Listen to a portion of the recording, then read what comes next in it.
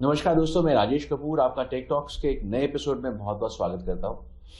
Tech talks हमारा एक ऐसा प्रोग्राम बनता जा रहा है जिसे लोग न सिर्फ टेक्निकल नॉलेज के लिए देखना पसंद करते हैं, बल्कि इसलिए भी देखना पसंद करते हैं क्योंकि हम लोग कुछ ऐसी चीजें, नायाब चीजें आपके सामने रखते हैं जिनके बारे में ना तो कहीं पढ़ा जाता है ना कहीं सुना जाता है। ये प्रोग्राम हम लोग बनाते हैं एक्सपर्ट्स को यहाँ बुलाकर, इसी वजह से जो हम लोग एक्सपीरियंस कर रहे होते हैं अपनी टेक्नोलॉजी की दुनिया के अंदर, वो आपके सामने उनके थ्रू डायरेक्टली प्रस्तुत हो जाता है। दोस्तों, हम लोगों ने यहाँ पे बहुत सी चर्चाएं करी जिसमें हमने डिस्कस किया कि कैसे आप अपने सर्वर के डेटा को सिक्योर कर सकते हैं, आप कैसे सेफली अपने पासवर्ड्स को रख सकते हैं, आप पासवर्ड लेस कैसे हो सकते हैं। हमने बहुत सी चीजों को बहुत से एक्सपर्ट्स के द्वारा आज यहाँ पर समझा, लेकिन आज हम जिनको यहाँ पर लेकर आए हैं वो एक ऐसे एक्सपर्ट हैं जो इन सिक्योरिटीज को आप तक पहुंचा रहे हैं एक और ही माध्यम से, और माध्यम ये है कि आप डेटा ही वैसे इनपुट करें कि वो बिल्कुल सेफली आपके सर्वर तक पहुंचे, कहीं से भी ऐसा स्कोप ना बचा रह जाए कि आपका जो इनपुट हम लोग करते हैं डेटा को जब लिखते हैं तो वो कुछ इस तरह का हम लोग उसके अंदर लिख दें जो आपके हैकर्स के काम आ जाए या ऐसे लोगों के काम आ जाए जो कि सर्वर के अंदर घुसकर आपके डेटा को चुराना चाहते हैं। तो हम लोग बात कर रहे हैं यहाँ सॉफ्टवेयर डेवलपर की। आज हमारे साथ इस कैटेगरी के अंदर मौजूद रहेंगे मिस्टर रजत जैन, जो कि फाउंडर है आदि आईटी सर्विसेज के। हम लोग उनसे डिस्कस करेंगे कि सिक्योर कोडिंग क्या भला है, कैसे की जाती है, क्यों की जाती है। लेकिन उससे पहले मैं आपको मिलवाना चाहूंगा हमारे एक्सपर्ट से, डॉक्टर नवीन धाम। डॉक्टर साहब, बहुत बहुत स्वागत है आपका। नमस्कार। डॉक्टर नवीन धाम हमारे साथ मौजूद रहते हैं एक ऐसे एक्सपर्ट के तौर के ऊपर जो हमें पल पल पर ये गाइड करते रहते हैं कि हम लोग किन सिक्योरिटी लेवल्स को क्यों इस्तेमाल करते हैं और क्यों इस्तेमाल किए जाने चाहिए। उनकी कंपनी GISPL एक वर्ल्ड फेमस ऑर्गेनाइजेशन है जो कि कंप्लायंसेस वर्ल्ड ओवर, बैंकिंग के या कॉर्पोरेट सेक्टर्स के वर्ल्ड ओवर कंप्लायंसेस को मॉनिटर करती है और उनको फुली सिक्योर होने में मदद करती है। आइए आगाज करते हैं इस एपिसोड का। सबसे पहले आइए स्वागत करते हैं रजत जैन जी का। रजत जी, बहुत बहुत स्वागत है आपका हमारे शो में। नमस्कार सर। रजत जी, हम लोगों ने जैसे अभी बात करी सिक्योर कोडिंग की, तो आप तो उसे करते आ रहे हैं इतने समय से, तो एक बार आप ही से हम जान लेते हैं सिक्योर कोडिंग क्या होती है और उसे हमें क्यों इतनी मान्यता देनी जरूरी है। सर, डेवलपमेंट, सॉफ्टवेयर डेवलपमेंट और साइबर सिक्योरिटी, ये जो दोनों चीजें, दो एक्सपेक्ट हैं जो साथ में चलते हैं, लाइक हाथ में हाथ डाल के। तो सॉफ्टवेयर डेवलपमेंट आपका बेसिक फंडामेंटल्स है। अगर आप चीज जो बना रहे हो, अगर वो बनाने के टाइम पे अगर सिक्योर नहीं किया तो आप उसमें बाद में साइबर सिक्योरिटी और PAPT, अब उसमें कोई भी चीजें करा लो, अल्टीमेटली वो रिजॉल्व एक डेवलपर को ही करना पड़ेगा किसी न किसी लेवल पे जाके, चाहे वो डेवलपमेंट लेवल है, टेस्टिंग लेवल है, डेटाबेस है, कहीं पे भी है, वो कोई ना कोई एक डेवलपर ही है जो उसको फिर रेक्टिफाई करेगा। तो इन सब चीजों को अगर हम सिक्योर डेवलपमेंट के through during the process of development ही अगर इसको टेक केयर कर ले तो हमारा जो वल्नरेबिलिटीज है वो बहुत ही मिनिमाइज हो जाती है ड्यूरिंग द टेस्टिंग फेज। जो आपका सिक्योरिटी टेस्टिंग फेज है, उस फेज में ये सारी रिक्वायरमेंट बड़ी मिनिमाइज हो जाती है। तो this is how security testing and development goes hand in hand. Okay, तो डॉक्टर साहब, यहाँ पर एक बार आपसे भी पूछना जरूरी बन जाता है कि आप तब सिस्टम्स को चेक करते हैं जब कुछ कहीं आपको उसमें खामी नजर आती है, कहीं सिक्योरिटी ब्रीच होती है, तब आपका रोल प्ले होता है। तो जैसे अब हम लोग अभी रजत जी से बात कर रहे हैं और समझ रहे हैं कि सिक्योरिटी को अगर हम फर्स्ट लेवल पे ही इंप्लीमेंट करना शुरू करें, यानी कि डेवलपमेंट के स्टेजेस के ऊपर ही, तो एक सिस्टम की सिक्योरिटी को हम लोग बिल्कुल ही इंश्योर कर लेते हैं। तो आपकी इस बारे में क्या राय है? देखिए, अगर सबसे पहले हम बात करते हैं कंप्लायंसेस क्या कहते हैं इसके बारे में। कंप्लायंस में जैसे कि ISO 27001 है, ISO 27001 जो साइबर सिक्योरिटी, इंफॉर्मेशन सिक्योरिटी का कंप्लायंस है, उसमें भी एक क्लॉज दिया गया है कि एक क्लॉज है जो कि सिक्योर डेवलपमेंट का क्लॉज है, राइट। तो वो ये कहता है कि आपको जब डेवलपमेंट करनी है तो सिक्योर डेवलपमेंट का एक स्टैंडर्ड है जो जिसे कि हम OWASP कहते हैं, ठीक है। तो OWASP टॉप 10 स्टैंडर्ड होता है, जिसमें कि 10 ऐसी वनरेबिलिटीज होती हैं जिसे कि हमें ध्यान में रखना है जब हम डेवलपमेंट कर रहे हैं। तो सिक्योर डेवलपमेंट के टाइम पे वो 10 वनरेबिलिटीज को ध्यान रख के हमें कोडिंग करनी होती है, और जो वो स्टैंडर्ड है वो पूरा बताता है आपको कि इसको आपको कैसे कैसे डेवलप करना है किसी भी एप्लीकेशन को। तो जब हम डेवलप करते हैं वो OWASP टॉप 10 को ध्यान में रख के डेवलपमेंट की जाती है। फिर उसके बाद जो है उसका सोर्स कोड रिव्यू होता है। सोर्स कोड रिव्यू के टाइम पे हमें पता लग जाता है जिस सिक्योर कोडर ने उसकी कोडिंग की है वो उसमें कुछ और कमी तो नहीं है, क्योंकि हो सकता है कि जब डेवलपमेंट कर रहा है आपका कोडर, चाहे वो टॉप 10 वनरेबिलिटीज को ध्यान में रख के कर रहा है, तो हो सकता है कि उसमें भी कोई कमी आ गई हो, तो उसके लिए सिक्योर कोड टेस्टिंग होती है।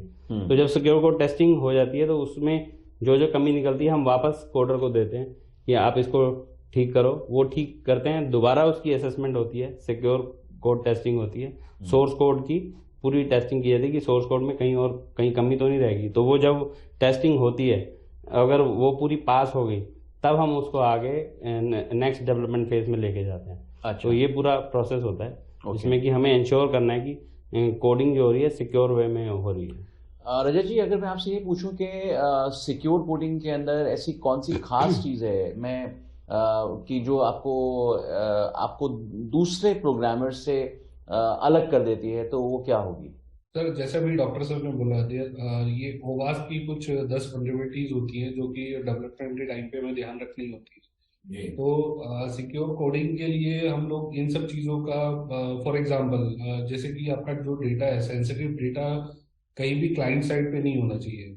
दूसरा, आपका प्रॉपर जो इनपुट हो रहा है वो सारा पूरा वैलिडेटेड हो, आप लेटेस्ट कंपोनेंट्स यूज कर रहे हो। These are some of those vulnerabilities which are mentioned in the OWASP, जो ISO का स्टैंडर्ड बोलता है। तो हम लोग क्या करते हैं कि ये सारी वनरेबिलिटीज को पहले से ही डेवलपमेंट टाइम पे ही ध्यान रखते हैं कि इन सब चीजों के हिसाब से हमारा डेवलपमेंट हो। हम जो कोड लिख रहे हैं ये सारा कोड उसके हिसाब से उन्हीं स्टैंडर्ड्स को फॉलो करते हुए लिखा जा रहा है।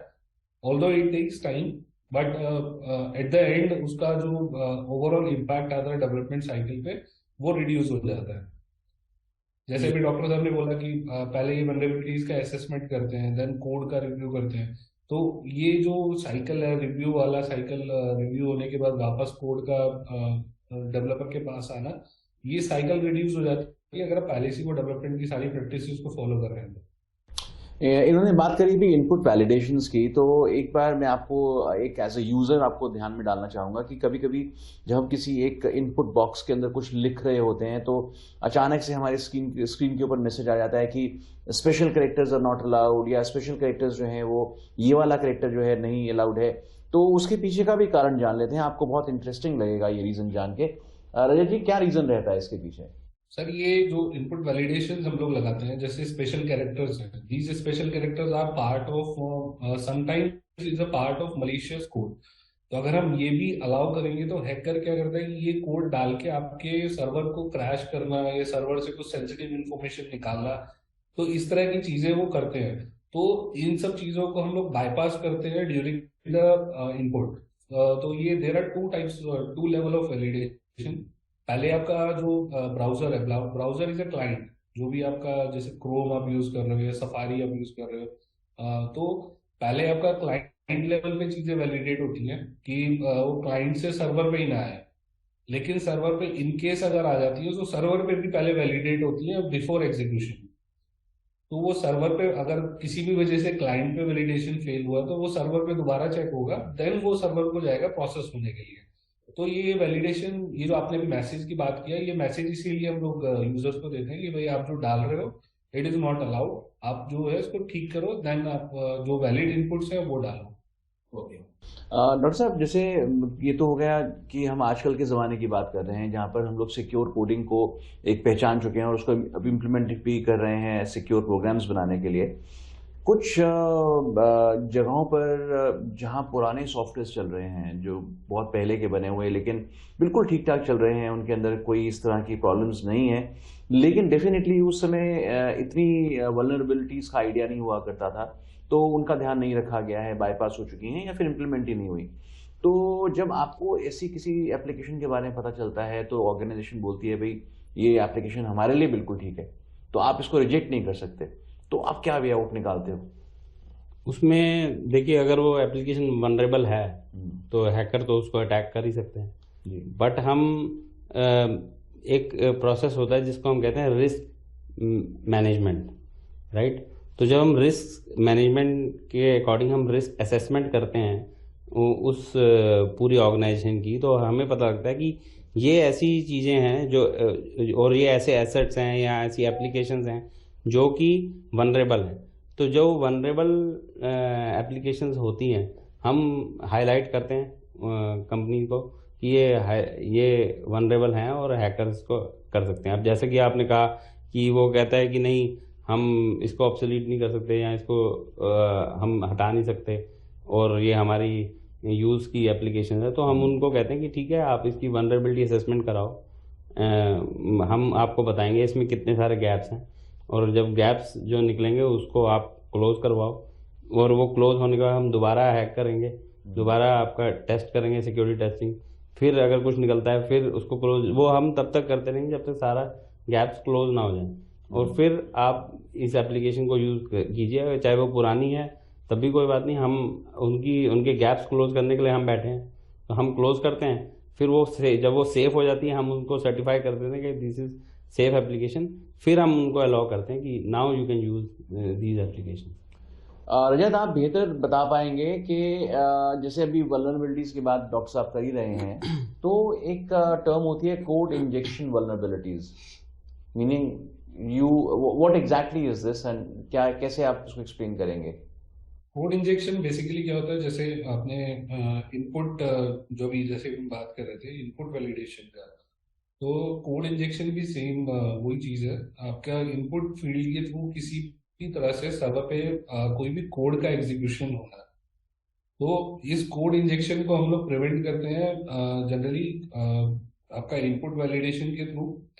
प्लस हम लोग अगर किसी भी वजह से सर्वर पे कोड आ भी जाता है तो इसको प्रिवेंट करने का एक तरीका होता है कि आपका जो प्रोसेस चल रहा है उसके पास लीस्ट प्रिविलेजेस होते हैं। अगर किसी भी वजह से मेरे सर्वर पे वो पड़ा कोड आके एग्जीक्यूट भी होता है तो हम लोग क्या करते हैं, वो सर्वर के उस प्रोसेस को लीस्ट प्रिविलेजेस देते हैं ताकि वो मेजर इम्पैक्ट ना डाल पाए। फॉर एग्जाम्पल एक फाइल को हमने राइट्स दिए हैं कि वो सिर्फ रीड ओनली मोड में रहेगी, तो अगर कोई भी आके उसको कोई स्क्रिप्ट आके उसको राइट करने की कोशिश करती है तो वो उसको कर नहीं पाएगी, क्योंकि हमने उसको प्रिविलेजेस ही नहीं दिए हुए। सर्वर लेवल पे जो प्रोसेस रन हो रहा है उसके पास वो प्रिविलेज नहीं है कि वो उस फाइल को एडिट कर पाए। तो इस तरह से हम लोग उसको मिटिगेट करते हैं।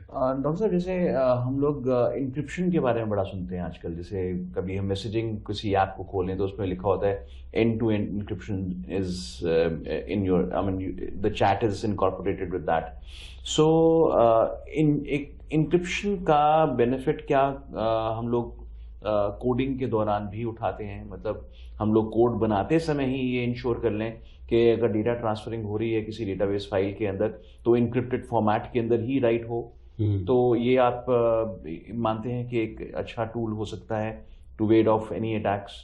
बिल्कुल, हम जब सॉफ्टवेयर डेवलपमेंट हो रही होती है तो उसमें हम उनको रेकमेंड करते हैं। कई बार हम जब वनरेबिलिटी असेसमेंट या सिक्योरिटी टेस्टिंग करते हैं कि एप्लीकेशन की, तो हमें पता लगता है कि यहाँ पर क्लियर टेक्स्ट में पासवर्ड फ्लो हो रहे हैं इस एप्लीकेशन में। किसी ने एप्लीकेशन में पासवर्ड डाला और हम पीछे से वो एप्लीकेशन का पासवर्ड देख सकते हैं कि उस यूज़र का पासवर्ड देख सकते हैं कि उसने क्या पासवर्ड डाला था, वो उसको कहते हैं क्लियर टेक्स्ट, कि क्लियरली हमें दिख गया। तो हमें हम उसमें क्या रेकमेंड करते हैं कि यहाँ पर इंक्रिप्शन आप लगाओ ताकि जब वो पासवर्ड डाले तो पीछे क्लियर टेक्स्ट में ना आए, वो इनक्रिप्टेड फॉर्म में आए और जो पढ़ने वाला है अगर कोई अटैक करता है आपकी एप्लीकेशन को और पासवर्ड का डेटाबेस उसके बाद आता है तो उसे दिखे ही ना, वो इनक्रिप्टेड फॉर्म में दिखे। तो वो बहुत ज़रूरी एक कंपोनेंट है encryption. As a developer encryption को कैसे इम्प्लीमेंट किया जा सकता है कोडिंग के अंदर, और कैसे आप करते हैं इस समय? जैसे अभी डॉक्टर साहब ने बोला कि किसी भी एप्लीकेशन में जो डेटा फ्लो हो रहा है, ये क्लाइंट और सर्वर के बीच में डेटा फ्लो हो रहा है। तो जब ये क्लाइंट सर्वर आर्किटेक्चर पे कोई एप्लीकेशन चल रही है, तो हम लोगों को कोशिश ये रहता है कि जो भी डेटा फ्लो हो रहा है ये एक सिक्योर चैनल पे फ्लो हो, प्लस इंक्रिप्टेड फॉर्म में फ्लो हो। सिक्योर चैनल से मतलब एसएसएल के थ्रू हमारा सारा चैनल चल रहा हो, एंड अपना जो डेटा है वो भी इंक्रिप्टेड फॉर्म में हो। कहीं कोई चीज अगर हमें स्टोर करनी है तो वो इंक्रिप्टेड फॉर्म में है। पहली चीज तो हम सेंसिटिव इन्फॉर्मेशन को ट्राई करते हैं कि क्लाइंट साइड पे वो सेव ना हो, ब्राउजर में, कैशे में, कुकीज में, ये कहीं पे चीजें सेव ना हो। बट अगर किसी वजह से अगर सेव भी करनी है तो it should be in encrypted form, और वो इंक्रिप्शन भी सिर्फ सर्वर और क्लाइंट को पता हो। मतलब जो प्राइवेट की और पब्लिक की वाला मैकेनिज्म होता है वो सिर्फ क्लाइंट और सर्वर के बीच में हो। तो वो it is not a normal encryption, वो पूरा एक अलग प्रोसेस हम कस्टम बनाते हैं अपने सर्वर के बीच में, ताकि जब वो कम्युनिकेशन हो रहा है तो it should not be a part कि भाई कोई ऑलरेडी से बना हुआ कोई क्रिप्टोग्राफिक मेथड है जिसके थ्रू वो सारा चल रहा है। तो हम लोग उसमें कुछ सॉल्ट ऐड करते हैं, कुछ की अपेंड करके, कुछ इस तरीके से चीजें अपेंड करते हैं जो कि सर्वर और क्लाइंट को भी पता है कि ये चीजें इस तरीके से आने वाली हैं। तो वहां के आपका डेटा है जो सिक्योर फॉर्म में वो ट्रैवल करता है, और स्टोर भी जो रहता है वो सिक्योर फॉर्म में रहता है, एंड हैकर्स डोंट नो कि उसमें क्या मैकेनिज्म लगा हुआ है। सो अब बात हो ही रही है डेवलपमेंट की, और आपने इंक्रिप्शन को ऐसे इतने बेहतरीन तरीके से समझाया।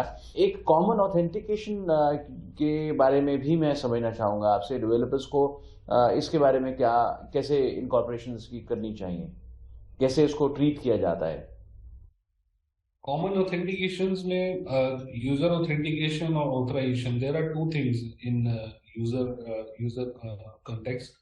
तो आपका जो ऑथराइजेशन होता है कि आपका एप्लीकेशन में जो चीज, जो कंपोनेंट जिस पर्टिकुलर यूजर ने एक्सेस करनी है वो उसी चीज को एक्सेस कर पा रहा है। फॉर एग्जांपल, एक एडमिन रोल का यूजर है जिसको सारी चीजें अवेलेबल है, तो वो कहीं ऐसा तो नहीं है कि जो हायरार्की में उससे नीचे का यूजर है उसको भी वो चीजें विजिबल है। तो वो ऑथराइजेशन प्रॉपर लगा है, प्रॉपर सेटअप है एप्लीकेशन के अंदर, नहीं है। तो दिस इज वन पार्ट। और ऑथेंटिकेशन के लिए हम लोग प्रॉपर सेशन मैनेजमेंट, आपका जो सेशन है वो प्रॉपर टाइम आउट हो रहा है कि नहीं हो रहा, प्रॉपरली सेशन पूरे चेक हो रहे हैं कि नहीं हो रहे, हर रिक्वेस्ट में वो सेशन आपका वैलिडेट होता है। तो इस तरीके से हम पूरा सेशन मैनेजमेंट उसमें करते हैं। तो फिर Ajay ji, principle of least privileges जो है उसके बारे में भी कुछ समझा दीजिए, बिकॉज ये भी कहीं ना कहीं ऑथराइजेशन से ही जो है वो कहीं ना ताल्लुक रखते हैं। सर अभी जैसे मैंने बताया, प्रिंसिपल ऑफ लीस्ट प्रिविलेज क्या बोलते हैं कि आपका जो प्रोसेस है, जो प्रोसेस सर्वर पे एग्जीक्यूट हो रहा है, उसके पास मिनिमल परमिशन होनी चाहिए उस प्रोसेस को एग्जीक्यूशन होने के लिए। ऐसा ना हो कि वो सर्वर पे बहुत ही बड़े लेवल के प्रिविलेजेस लेके बैठा है which can harm your server, मतलब which can give the access to the hacker, complete access to the hacker. अगर वो लीस्ट प्रिविलेज वाला प्रोसेस है जो कि लिमिटेड चीजों को लेके रन हो रहा है, तो वहां पे क्या है कि आपका पूरा सर्वर कॉम्प्रोमाइज नहीं होता। आप उस प्रोसेस को बंद करो या उस पर्टिकुलर एक्सेस को आप बंद कर दो, तो यू कैन डैमेज कंट्रोल, अगर किसी भी वजह से हो जाता है तो आप वो डैमेज को कंट्रोल कर सकते हो। लेकिन अगर उसके बाद पूरा ही एक्सेस है तो वो क्या करेगा कि वो आपका एक्सेस बंद कर देगा। अगर आपका सर्वर कॉम्प्रोमाइज भी होता है, अगर उसके पास सारी चीजों का एक्सेस है, तो वो क्या करेगा, सबसे पहले आपका एक्सेस बंद करेगा, क्योंकि उसके पास वो राइट्स है आपको बंद करने के। बट अगर हम उसको परमिशन ही अलाउ नहीं करेंगे तो वो फिर आपको, you can control that damage. Rajat ji, जब हम लोग डेवलपमेंट किया करते थे, मैं भी एक पुराने ज़माने का डेवलपर हूँ, और हम भी जब डेवलपमेंट के टाइम पे हम लोग डीबगिंग करा करते थे, तो उस समय कुछ एरर मैसेजेस जनरेट होते थे, और हम लोग समझ जाया करते थे कि एरर मैसेजेस का मतलब क्या है, कहाँ पर कोड गलत जा रहा है, कैसे इसको ठीक करना है। लेकिन आज एरर मैसेजेस का महत्व जो है वो एक डेवलपर पॉइंट ऑफ व्यू से भी बहुत है, और एक यूज़र पॉइंट ऑफ व्यू से भी बहुत है। मैं अपने दर्शकों के लिए आपसे ये पूछना चाहूंगा कि आप क्या समझते हैं इस बारे में? सर जब हम डेवलपमेंट कर रहे होते हैं, हम जो एरर मैसेजेस यूजर को दिखा रहे हैं और जो एरर मैसेजेस हम लोग देख रहे हैं, उस उनमें जमीन आसमान का अंतर होता है। इफ आई टॉक अबाउट, हम लोगों के पास वो पूरा स्टैक ट्रेस होता है कि कहाँ पे क्या एरर है, क्या चीजें आई है, क्या वर्जन नंबर है, किस कोड में आया है, किस पर्टिकुलर लाइन में आया है। बट जो हम यूजर को दिखाते हैं it is more on the generalize side, ताकि यूजर को सिर्फ उतना इंफॉर्मेशन मिले जितना उसको रिक्वायर्ड है। अदरवाइज क्या है कि आपका सर्वर से कुछ सेंसिटिव इंफॉर्मेशन भी यूजर के पास चला जाता है, जो कि हम लोग प्रिवेंट करते हैं उसको जनरलाइज करके। लेकिन बैकएंड में लॉग्स में हमारे पास सारा पूरा डिटेल रहता है कि कहाँ पे क्या एरर आया था, क्या किस particular, even we can trace कि किस लाइन में एरर आया है, किस फंक्शन में एरर आया है। तो हम लोग वो पूरा वहां तक उस लेवल तक का लॉगिंग हमारे पास होता है। लेकिन हम लोग यूजर को सिर्फ एक जनरलाइज मैसेज देते हैं जितना उसको रिक्वायर्ड है, ताकि सर्वर और क्लाइंट के बीच में कोई unnecessary data of exchange of data ना हो। जी। वैसे तो इन एरर मैसेजेस को कभी हमें इग्नोर करना नहीं चाहिए, क्योंकि कहीं ना कहीं ये हमारी वल्नरेबिलिटीज को एक्सपोज कर रहे होते हैं, और अगर हम लोग इसको बाईपास या इग्नोर करते हुए चलें तो कहीं ना कहीं प्रॉब्लम्स हो सकती हैं। ये तो हुई डेवलपमेंट पॉइंट ऑफ व्यू से अगर हम बात करें तो, लेकिन आपका काम तो डेवलपमेंट स्टेजेस के बहुत बाद का है, जहाँ पर यूजेज उसकी शुरू हो चुकी है, और यूजेज के दौरान हम लोग गैप्स को जो फाइंड करते हैं कि शायद डेवलपर ये नहीं बना पाया, या ये बना लिया होता तो हम लोग इससे बच सकते थे। तो ऐसे शॉर्टकट्स आप कैसे एनालाइज करते हैं अपनी वर्किंग के टाइम पे, और कैसे सजेस्ट करते होंगे डेवलपर को आप? इसमें जब हमारे पास आती है एप्लीकेशन, वो तो पूरी बनी होती है उस वक्त, जी। राइट। और उसमें अगर एरर कोड है या ऐसी कोई वनरेबिलिटीज हैं तो हम उसको हाईलाइट करते हैं। तो हाईलाइट करने के बाद रजत जी का काम आता है, जैसे कि वो सॉफ्टवेयर डेवलपर हैं, तो हम उनको देते हैं उसको ठीक करने के लिए। तो जब तक उसको ठीक नहीं करेंगे तो उसका कोई शॉर्टकट है नहीं, वे आउट है नहीं कि बिना उसके हम उसको ठीक करें, हम उसको बाईपास कर सकें। ऐसा कोई शॉर्टकट अभी तक बना नहीं है। तो करना तो डेवलपर को ही पड़ेगा।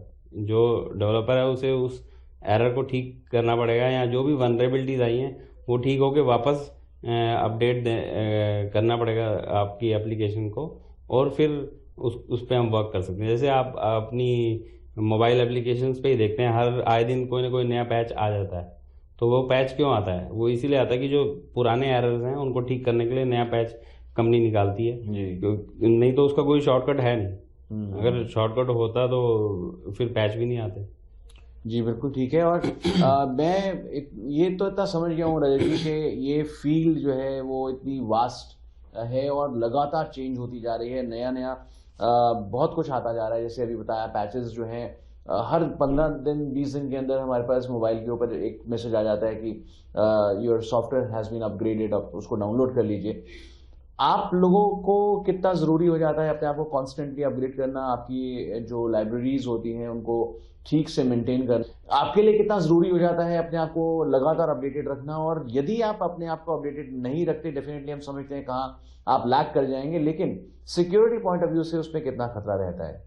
सर, अगर हम अपने आप को रेगुलर अपडेट नहीं करेंगे तो उसमें क्या होता है, जैसे कुछ चीजें, अब जैसे डॉक्टर साहब ने बोला कि हमने कुछ वनरेबिलिटी निकाल के दिया। कुछ वनरेबिलिटीज ऐसी होती है जो वर्ल्ड वाइड नोन होती हैं बड़ी कंपनीज में। फॉर एग्जांपल माइक्रोसॉफ्ट ने कोई पैच रिलीज किया है या कोई प्रोडक्ट बनाया है, कोई लाइब्रेरी रिलीज की जिसके अंदर एक वनरेबिलिटी थी। अब माइक्रोसॉफ्ट की टीम ने वो सब चीजें एनालाइज करने के बाद एक नया पैच निकाला। अगर हम उस पैच को अपडेट नहीं करेंगे, हम अपने एप्लीकेशन में उस पैच को यूज कर रहे हैं, तो वो क्या होगा कि वो पुराना वाला जो पैच है वो पता है लोगों हैकर्स को कि इसके अंदर ये वनरेबिलिटीज है, इसको ऐसे ब्रेक कर सकते हैं। तो अगर हम उसको अपडेट नहीं करेंगे तो वो क्या है कि उसी पैच का यूज करके हमारे सॉफ्टवेयर को ब्रेक कर सकते हैं। तो इसलिए एज अ डेवलपर हमारे को सबसे पहले अपडेट होना जरूरी है कि भाई क्या नया आया है। अगर किसी भी पैच का, किसी कंपोनेंट का कोई नया वर्जन अवेलेबल है तो उसको अपडेट करो, एंड जो आपका प्रोडक्ट है उसके अंदर उसको यूज करो। तो ये अपडेशन तो as a developer it is required, आपको रेगुलरली अपडेट रहना जरूरी है। एक क्वेश्चन आप दोनों के लिए ही होगा यहाँ पर, रजत जी और धाम साहब। एक तो जब वेब एप्लीकेशंस हम लोग यूज़ करते हैं तो एक सिक्योर कम्युनिकेशन जो हम लोग इंश्योर करना चाहें अगर वेब एप्लीकेशंस के थ्रू, तो डेवलपर्स को क्या सजेशन देना चाहेंगे कि एक एप्लीकेशन को, एक कम्युनिकेशन को हम कैसे सिक्योर कर सकते हैं ज़्यादा से ज़्यादा? अगर कोई कम्युनिकेशन मॉड्यूल उसमें यूज़ हो रहा है जहाँ की कम्युनिकेट कर रहा है एक एप्लीकेशन अपने सर्वर से, तो जो उसका चैनल है उसको सिक्योर किया जाता है, जिसको हम सिक्योर टनल भी कहते हैं। उसमें क्या होता है कि अगर हैकर्स ने आपका सेशन हैक कर लिया, एक सेशन बना हुआ है आपके बीच में और सर्वर के बीच में, और वो सिक्योर नहीं है, वो इनक्रिप्टेड नहीं है, और उसको अगर हैक कर लिया तो वो आपकी जो सेशन आईडी है उसको स्पूफ करके अपनी, मतलब उसको देख लेगा ये सेशन आईडी है, वही सेशन आईडी वो यूज़ कर लेगा।